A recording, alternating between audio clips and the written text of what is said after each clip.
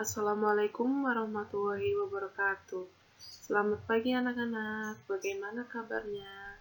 Hari ini Ustazah Risa akan membahas mengenai tema 9, subtema 2, pembelajaran 2. Apa sajakah yang akan dibahas di pembelajaran 2 ini? Mari kita amati bersama-sama. Di subtema 2 pembelajaran 2 ada 3 hal yang akan kalian pelajari. Yang pertama, siswa dapat mengidentifikasi unsur-unsur iklan dan ciri-ciri bahasa iklan yang diperoleh dari media cetak dengan tepat. Yang kedua, siswa dapat mengidentifikasi campuran homogen dan heterogen di lingkungan sekitar dengan benar. Dan yang ketiga, siswa dapat menyebutkan ciri-ciri, fungsi, jenis, dan contoh karya seni rupa daerah dengan tepat. Jadi, ada 3 mapel yang akan kita pelajari hari ini. Yang pertama, kita bahas dulu bahasa iklan dalam media cetak. Kalian masih ingat media cetak itu apa saja? Ya, betul. Media cetak itu ada 2. Media cetak yang ada di koran dan juga yang ada di majalah. Media cetak itu berarti media yang digunakan oleh manusia berupa cetakan hasil print out. Ciri bahasa iklan yang pertama itu menggunakan bahasa yang singkat, padat, dan jelas. Untuk ciri yang kedua, menggunakan bahasa yang memikat dan memiliki daya sugesti.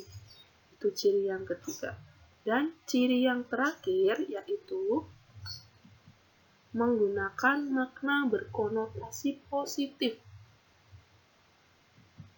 Yang selanjutnya, isinya bersifat objektif, jujur, singkat, jelas, dan menarik. Dari keempat bahasa iklan ini, biasanya itu bahasa-bahasa yang digunakan dalam iklan media cetak.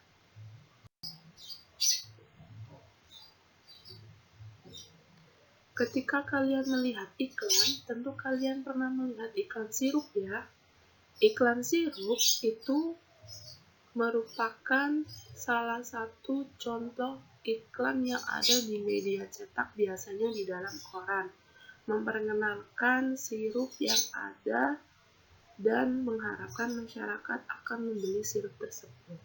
Nah, sirup itu termasuk ke dalam campuran. Ada yang masih ingat, sirup itu termasuk campuran apa? Ya, betul sekali. Sirup itu merupakan campuran homogen. Campuran itu terbagi menjadi 2. Yang pertama, campuran homogen sama campuran heterogen. Kalau campuran homogen itu campuran yang tercampur sempurna. Masih ingat ya? Campuran sempurna itu contohnya ini, Floridina. Kalian pasti pernah lihat ya iklan Floridina di TV? Nah, Floridina itu merupakan salah satu contoh campuran homogen. Selanjutnya, sirup marjan. Sirup marjan itu termasuk ke dalam campuran homogen. Karena di dalam sirup marjan itu terdapat air, gula, dan juga pewarna. Yang selanjutnya itu campuran heterogen. Campuran yang tidak tercampur sempurna. Contohnya, air dan pasir. Air dan pasir itu merupakan campuran heterogen. Selain itu, ada juga air dan minyak.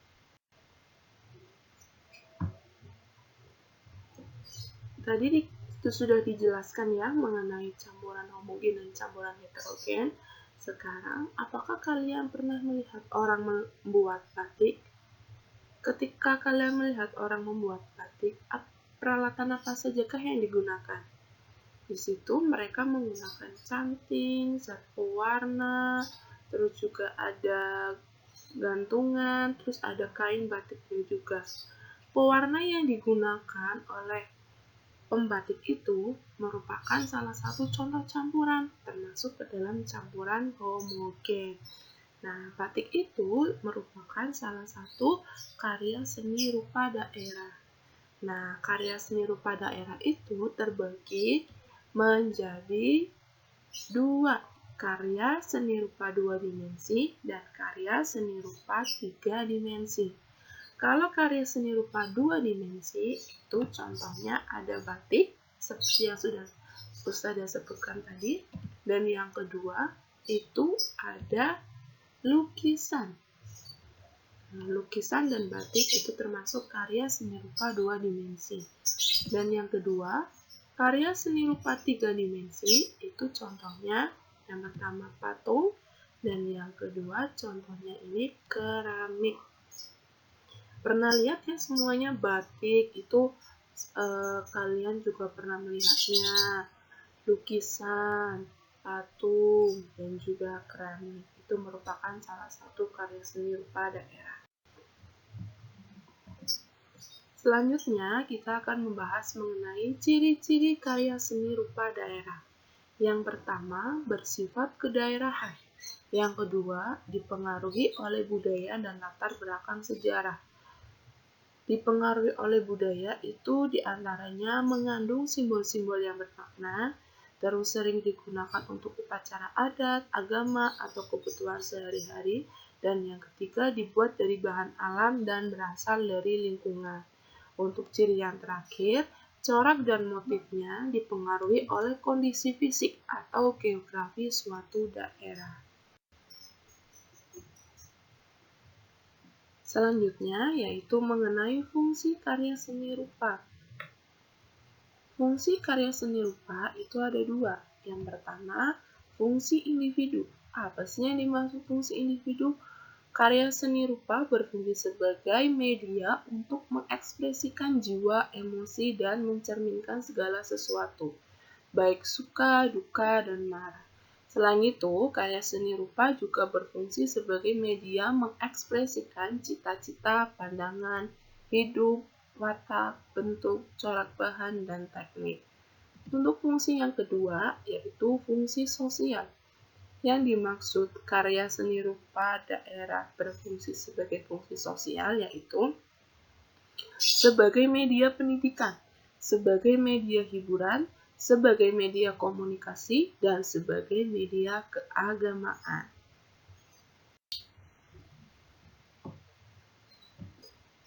Selanjutnya, untuk jenis karya seni rupa daerah itu ada dua. Jenis karya seni rupa daerah yang pertama yaitu seni rupa murni. Kalau seni rupa murni itu seni rupa yang mengutamakan segi keindahan tanpa memperhatikan fungsinya. Jadi hanya mengunggulkan indahnya saja. Fungsinya itu tidak terlalu diperhatikan. Contohnya itu lukisan dan patung. Jadi orang itu membuat lukisan dan membuat patung itu hanya mengutamakan indahnya saja, sedangkan fungsinya itu tidak terlalu diperhatikan. Dan yang kedua, itu ada seni rupa terapan. Kalau seni rupa terapan itu kebalikan dari seni rupa murni.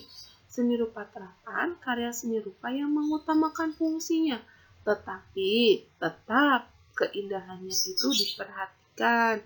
Contohnya batik, ukiran kayu, dan gerabah. Kalau gambar yang ada di sini itu ukiran kayu. Jadi mengutamakan fungsinya dulu, baru memperlihatkan segi keindahannya. Oke, itulah tadi materi di pembelajaran 2. Untuk tugasnya, silakan kalian tuliskan karya seni rupa daerah yang ada di sekitar Kabupaten Tegal. Silakan kalian boleh berdiskusi dengan teman yang lain, boleh melalui WhatsApp, atau melalui pesan singkat, atau apa. Atau kalian juga bisa berdiskusi dengan orang tua kalian, saling berdiskusi kira-kira karya seni rupa tradisional yang ada di Kabupaten Tegal itu apa sih? Kayak gitu. Selain itu, kalian juga boleh mencarinya di internet. Sekian pembahasan kita di pembelajaran 2. Sampai jumpa lagi di pembelajaran selanjutnya. Selamat berkreasi. Assalamualaikum warahmatullahi wabarakatuh.